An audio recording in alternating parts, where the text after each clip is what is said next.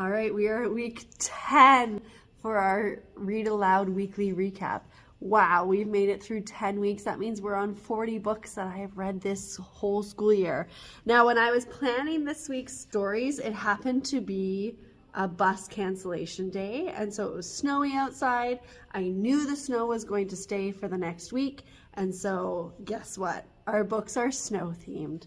So for kindergarten, The Snowy Day. Oh, it was just so great to see a classic still hit so hard with kindergarten. They loved it. They stopped to listen. It does have novel effect soundscape, and so they loved listening to the different sounds of the snow as Peter, our character, goes through the different things. And so that was really great. They loved it. We talked about whether or not they had done those activities over the weekend and during the week when I was reading it, or if they were maybe looking forward to it. So it was a great classic. For grade 1, we did Snowmen at Night, another classic. Most of them already know the book. They haven't heard it with the novel effect, and so I wanted to still bring it out. But many people, it was new for them still, so it wasn't as popular as I thought it was going to be in terms of having already read it. But yeah, so we did this. It was great. Kids loved seeing the different things I did, similar to the kindergarten one. We talked about whether or not they had done those activities with their families or out in the snow, and all of those things. And then talking about imagining if our snowmen actually did that, how funny. So they really loved it. In grade 2, I read The Snow Thief. All of the books that I've read this week could have been read with any grade. They were really great for all grades.